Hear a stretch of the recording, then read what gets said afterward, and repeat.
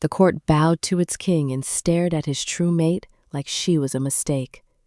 4 weeks after the truth at Bennett Manor shattered every lie around her. Clara Bennett stepped from the royal carriage beneath the silver towers of Blackwood Palace. Snow drifted across the wide marble steps, catching in her pale hair and settling along the shoulders of a simple blue-gray dress. The court had expected jewels, royal silk, and a woman eager to wear the future Luna's colors. Clara had chosen none of them. Hidden inside the cuff at her wrist was a narrow strip of fabric cut from the worn dress she had once mended by candlelight. She carried it not as a reminder of shame, but as proof that freedom had not erased the woman who survived long enough to claim it. Ethan stood beside her in a black winter coat, the royal crest fastened at his throat. He had not ordered her to come. His letter had asked whether she would appear as a witness when House Bennett faced judgment before the royal council. Clara had agreed only after every servant received missing wages, every false debt was destroyed, and Samuel Hale was given a warm room under Eleanor Price's care. Ethan had accepted every condition without negotiation. Now hundreds of nobles watched from the palace entrance as he offered Clara his hand. She looked at it for one quiet second before placing her fingers in his. He did not tighten his grip. He simply walked at her pace. Before we continue, where are you watching from? Drop your city or country in the comments below. And if you believe in courage and destiny, hit like and subscribe. These stories remind us love finds the broken. Now, back to Clara. The great hall glowed with winter chandeliers and polished moon silver. As Ethan entered, every noble bowed.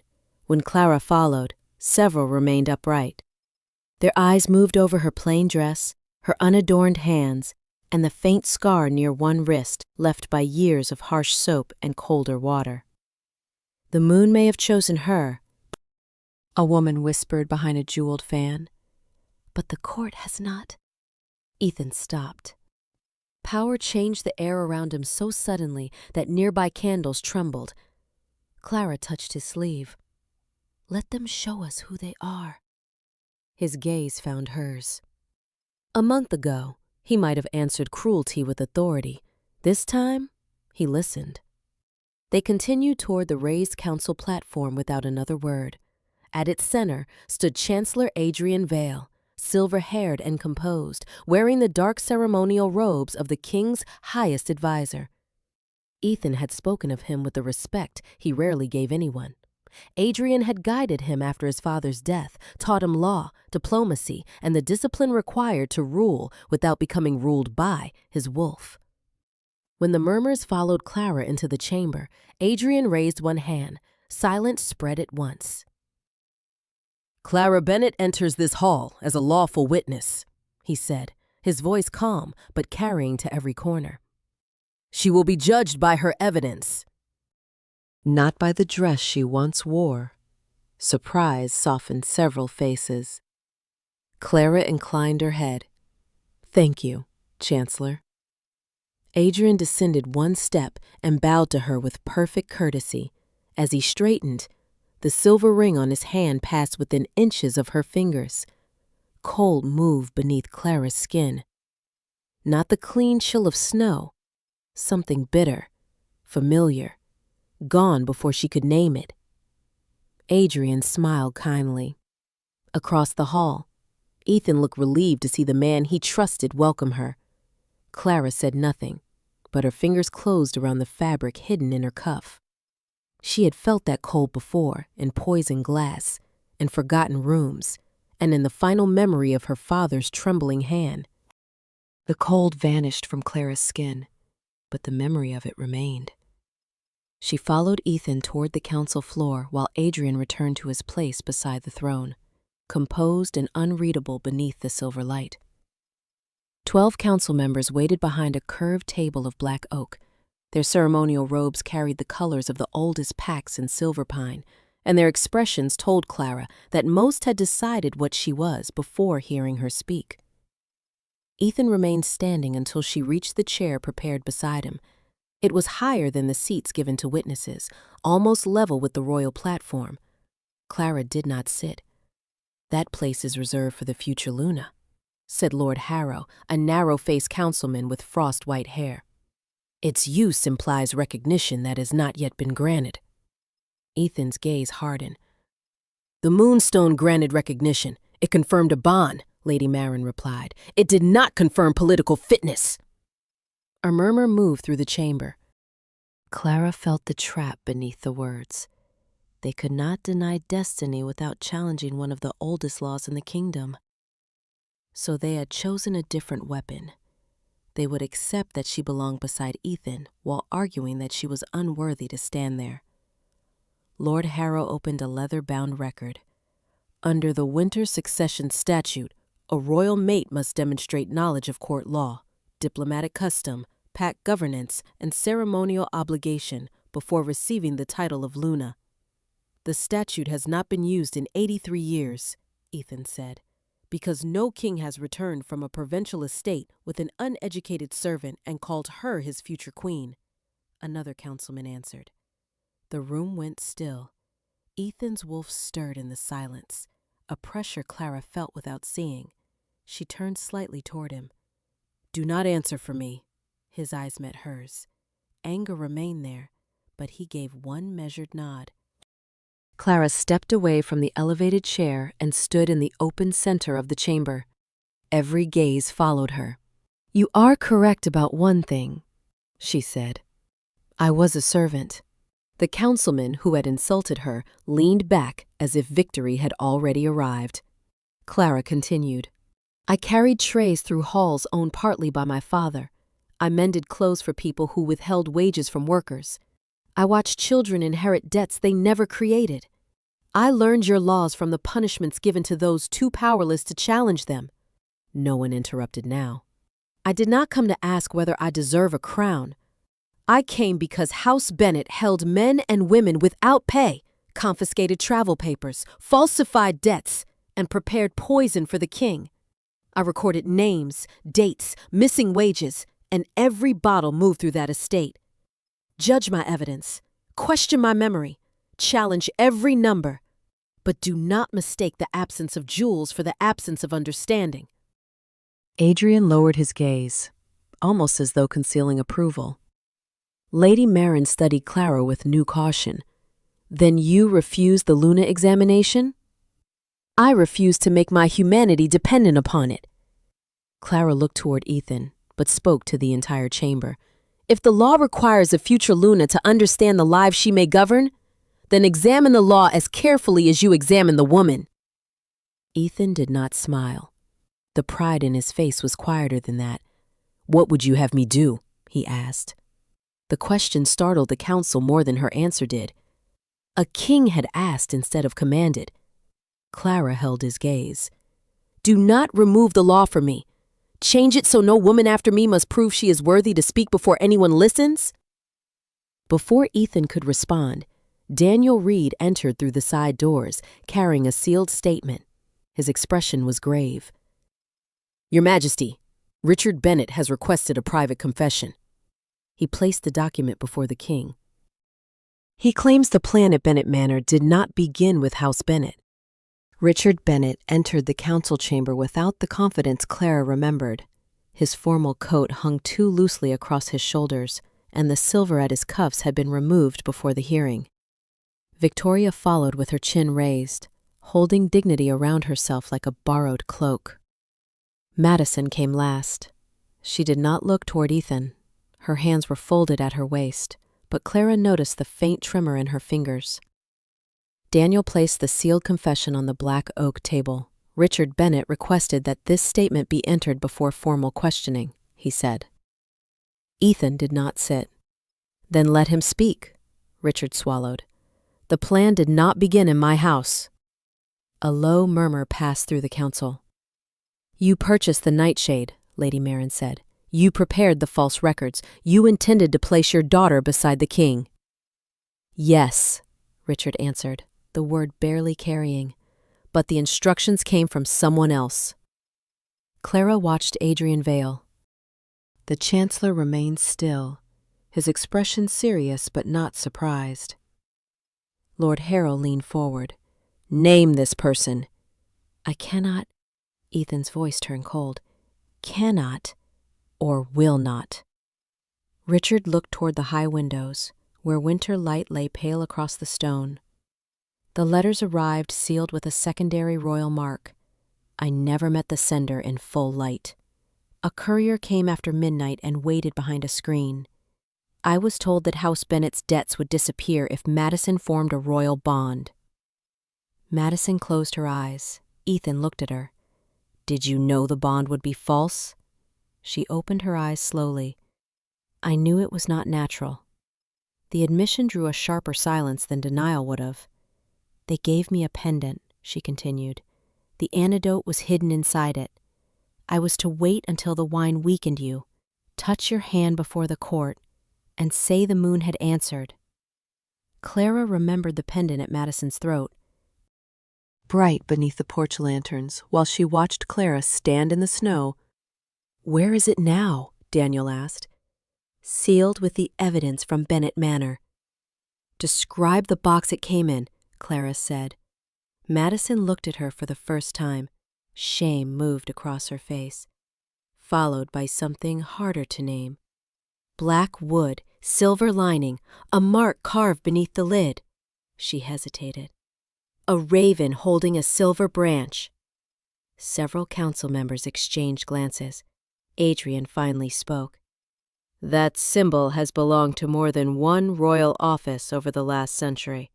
It cannot identify the sender by itself.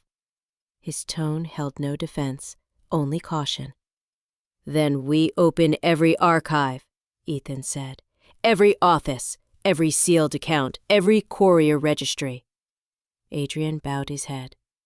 I will personally authorize full access. Nothing within this palace should stand above examination. Clara felt Ethan's relief before she saw it. The man he trusted had chosen transparency without being asked. Yet the memory of cold beneath Adrian's ring would not leave her. Richard shifted uneasily. There is more. The person knew details about the old Bennett lands, about Thomas Bennett's investigation before he died. Clara's breath caught. My father. Richard looked at her. And for the first time, fear stripped away his practiced superiority. He found something at Wintermere, something connected to the mines. I was told never to search for his papers. Before Clara could demand more, the chamber doors opened. Samuel Hale stood between two guards, clutching an old brown coat against his chest. Snow melted in his dark hair, and his face was pale with urgency.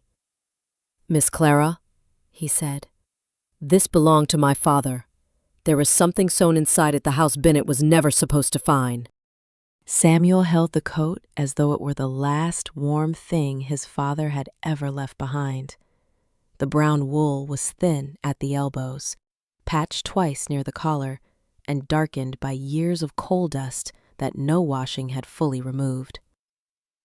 Clara crossed the chamber toward him, forgetting the council, the throne, and every watching face. How did you find it? She asked. Mrs. Price was helping me mend the lining, Samuel said. One seam was stitched with blue thread. My father only used black. His fingers tightened around the fabric. He told me once that blue thread meant something must never be forgotten. Clara looked toward Ethan. He gave a quiet nod, leaving the choice to her. Daniel brought a small silver knife from the evidence table and placed it in Clara's palm. She carefully opened the uneven seam. Something narrow slipped from the lining and landed against the stone with a soft metallic sound. It was a silver message tube, no longer than her hand, sealed at both ends with dark wax.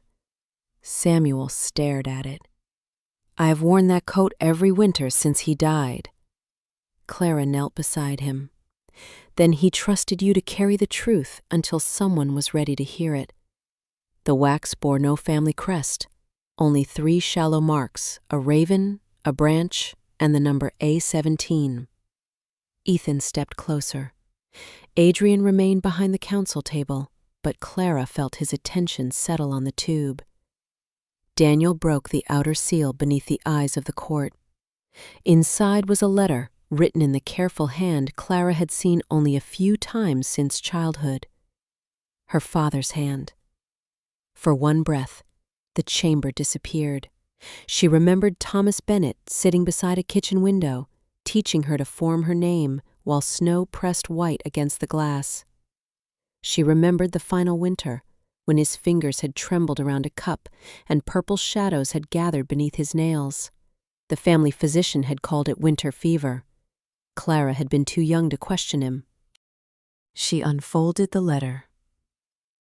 "My dear Eliza," she read, her voice unsteady at first. "If this reaches you, Jonah Hale has kept his promise. The records at Windermere are false.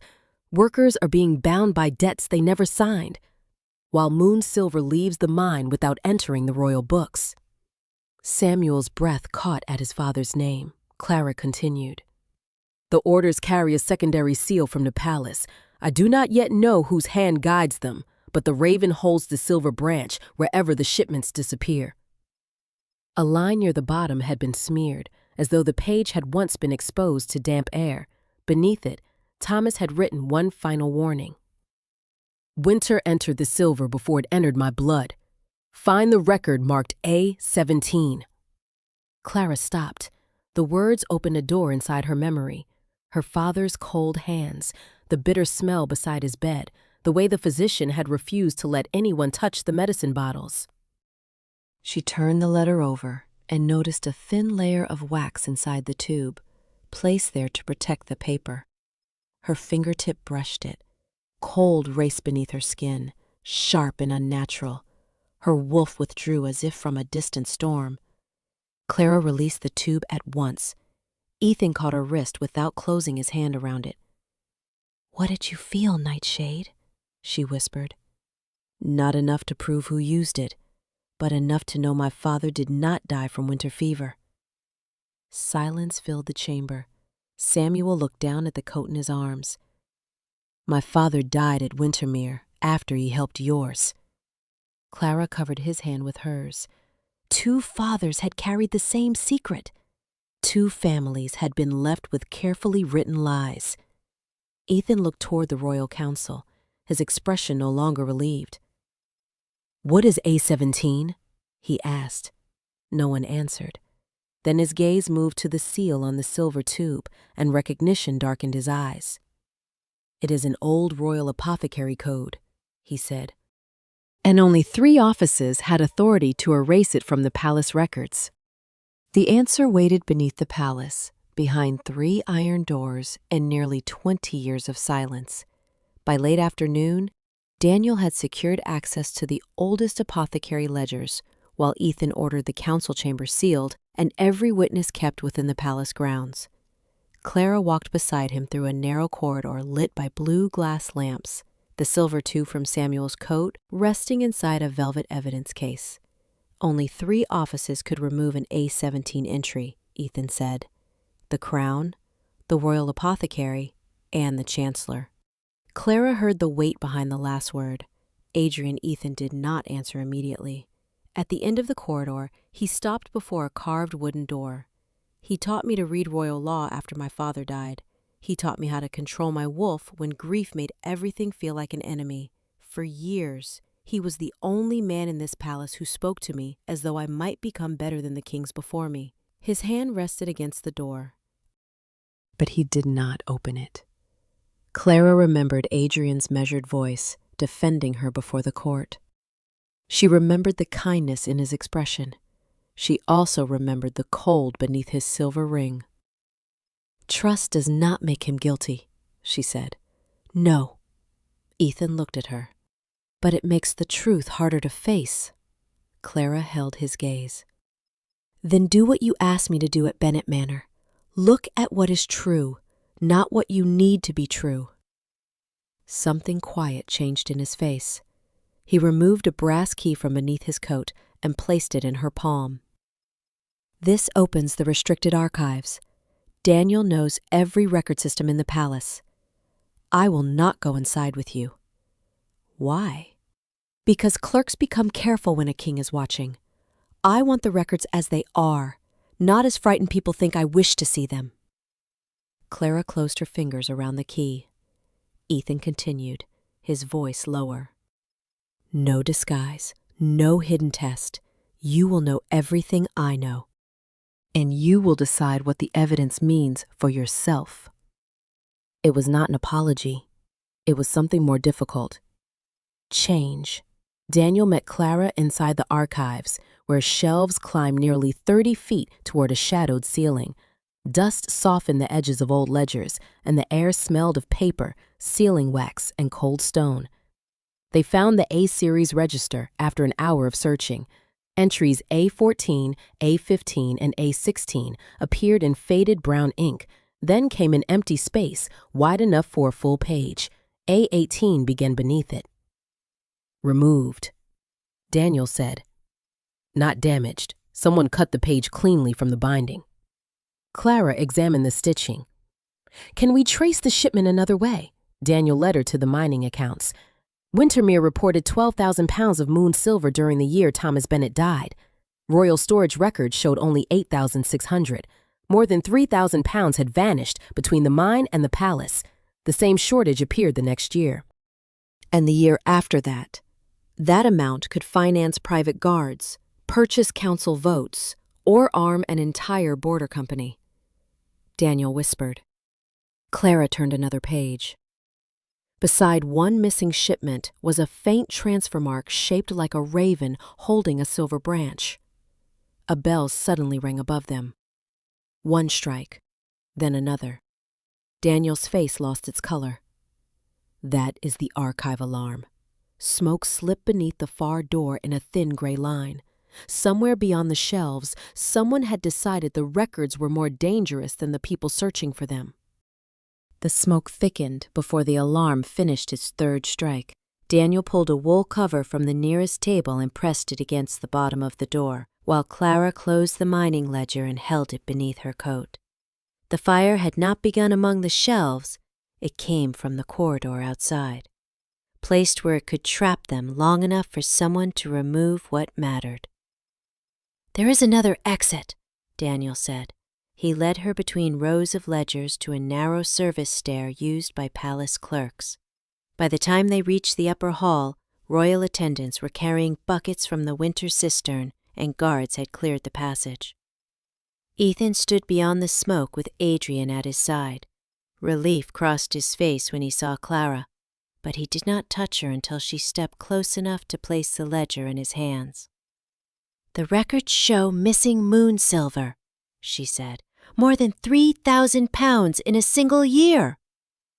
Daniel looked toward the archive entrance. The A17 page was already gone before the fire. Adrian's expression tightened. Then the fire was not meant to destroy the page. It was meant to destroy the proof that someone had removed it. Before Ethan could answer, a guard approached carrying a folded document between two pieces of glass. Your Majesty, this was found beneath the eastern stair. The paper was marked with soot but remained readable. It authorized Clara Bennett to enter the restricted archives without supervision and remove all records connected to Wintermere. At the bottom sat the restored Bennett seal. The hallway changed around her. Servants lowered their eyes. Two council members stepped back as though distance itself were judgment.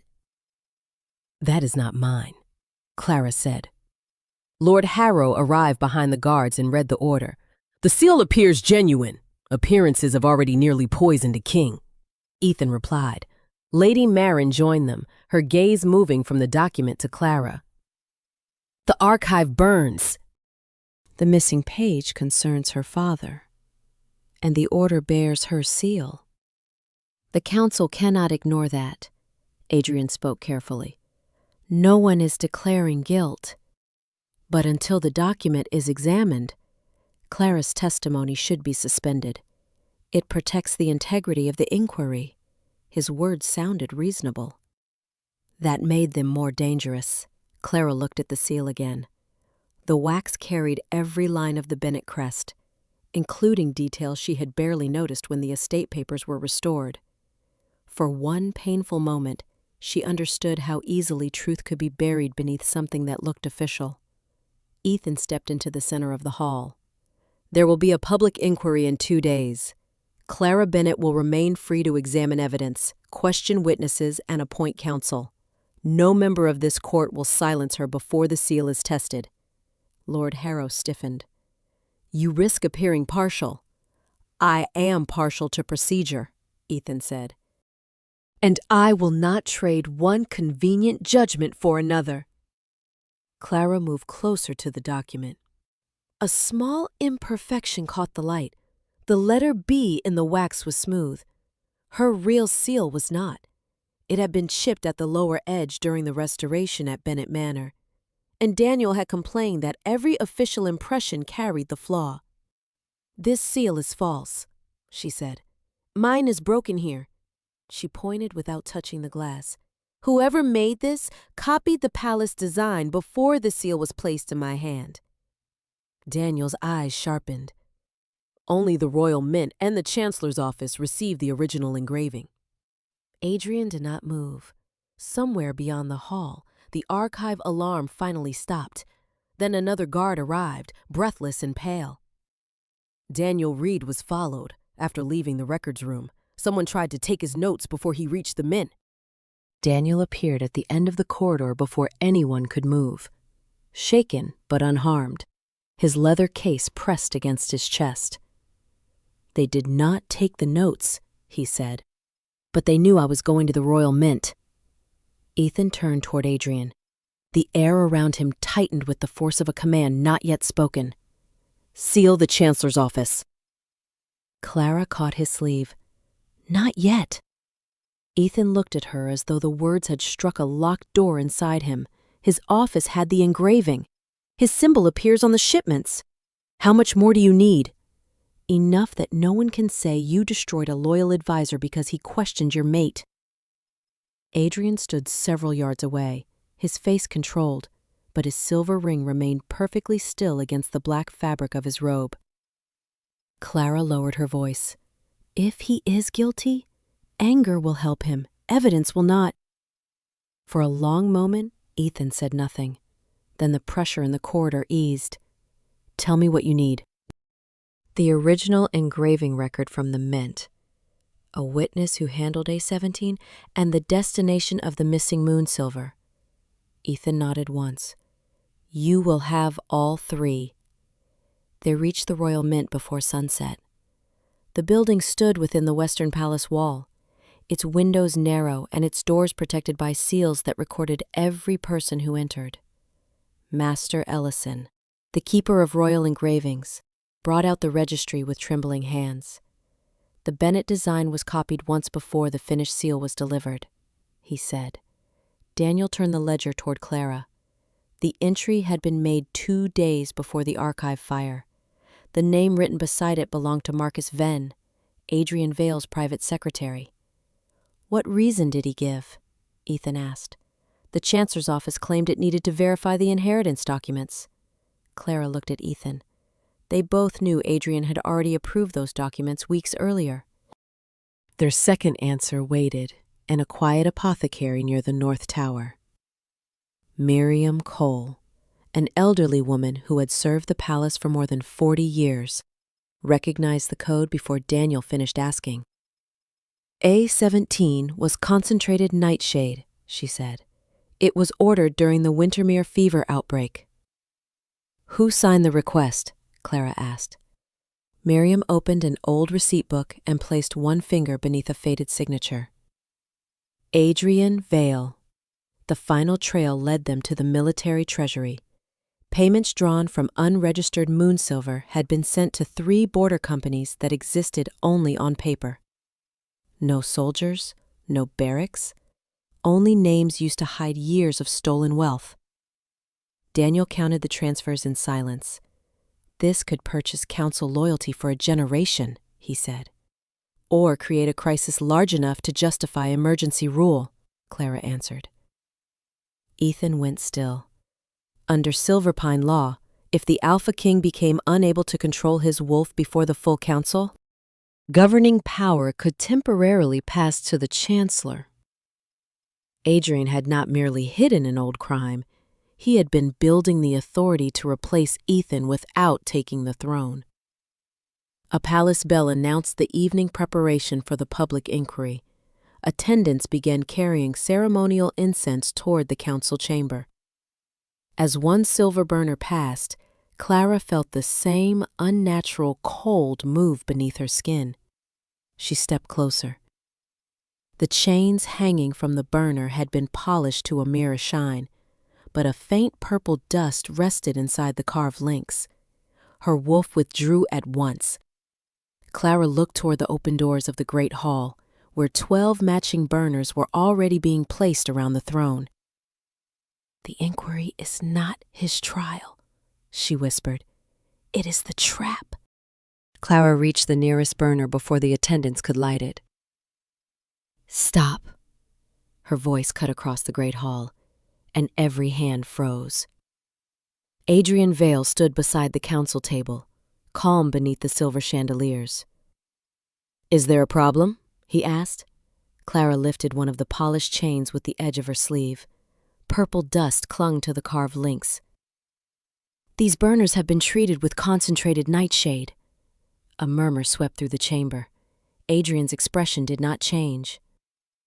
"A serious accusation requires serious proof." "Then let us begin with proof." Daniel stepped forward carrying 3 sealed ledgers. Master Ellison from the Royal Mint stood behind him, followed by Miriam Cole from the Palace Apothecary. Clara faced the council.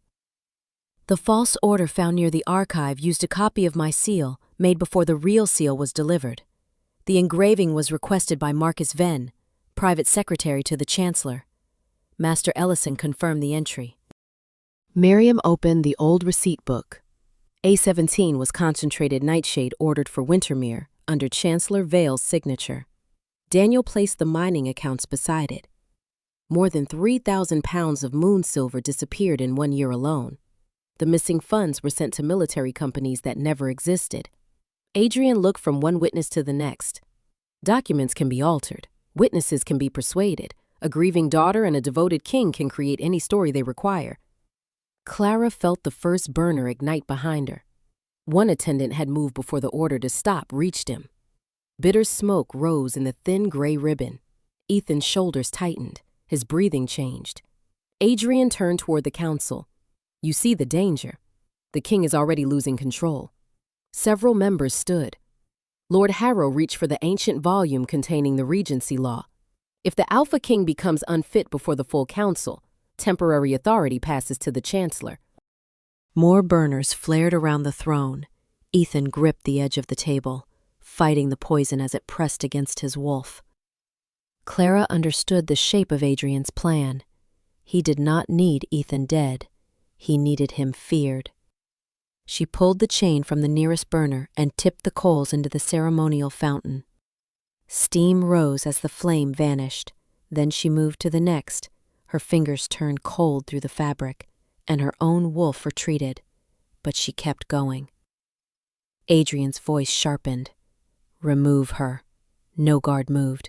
Ethan's command came through clenched breath. "Stand down." He lowered himself to one knee, placing both hands flat against the stone floor. The hall waited for the roar Adrian had promised them. It never came. Clara stopped in front of Ethan. She did not touch his face or command his wolf. "I will not control you," she said quietly. "Choose who you are." Ethan closed his eyes. The pressure in the chamber slowly changed.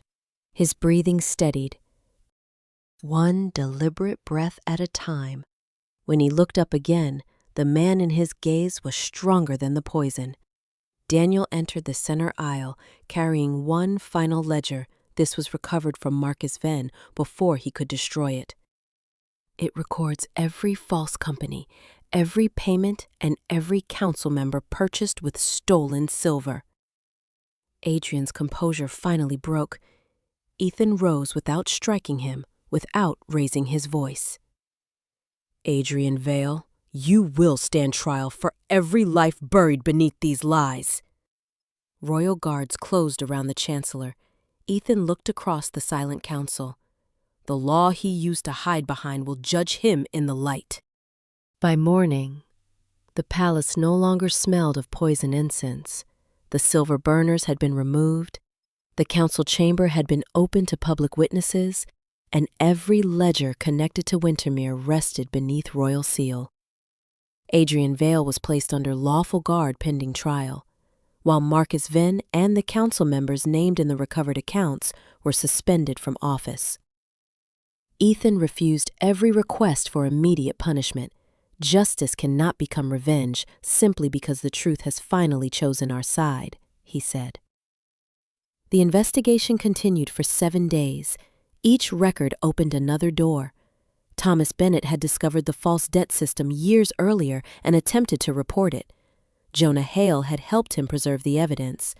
Both men had been silenced through carefully arranged lies. House Bennett had profited by holding workers without fair wages, but Richard had never controlled the larger network. Adrian had used stolen moon silver to purchase influence, create imaginary military companies, and prepare a legal path to emergency rule. Clara listened to every testimony from the same plain chair she had chosen on her first day at court. She did not sit beside the throne. She sat beside Samuel, Eleanor Price, and the workers who had traveled from Wintermere to speak their own names aloud. When the final ledger was read, Ethan stood before the full council. Effective today, no child in Silverpine will inherit a debt created by a parent. No employer may hold travel papers, wages, or freedom as collateral. Every mine connected to these accounts will close until an independent investigation is complete. Several nobles objected at once. Ethan raised one hand. This is an emergency decree, not the final law. The permanent charter will be written in public, reviewed by every territory, and voted upon before this council. His gaze moved to Clara. I have asked Clara Bennett to lead the commission. The chamber stirred. Lady Marin studied her carefully as future Luna Clara rose. As Clara Bennett, her voice was calm, but it carried farther than any title. Let them hear my name before they learn to obey my position. Ethan accepted the answer without disappointment. That evening, the palace prepared a private ceremony to recognize the royal mate bond. Clara asked that it be postponed. I believe the moonstone, she told Ethan in the snow-covered garden. But belief in destiny is not the same as readiness for a crown. Ethan stood beneath the bare branches, holding the worn glove she had given him when she believed he was only Eli Brooks. Then there will be no ceremony until you choose it. He placed the gloves in her hands. You gave these to a servant because you thought he had nothing. Clara ran one thumb over the repaired seam. At the time, I thought he needed them. He did. Ethan looked toward the palace windows, where servants and nobles now crossed the same halls under newly posted protections. I cannot undo the lie that brought me to Bennett Manor. I cannot ask you to forget it. I can only become someone who no longer mistakes power for permission. Clara looked at him. The king before her was still feared by half the realm, but the man standing in the snow waited without reaching for her. Slowly, she extended one hand. Ethan did not take it. May I? He asked. Clara nodded. His fingers closed gently around hers.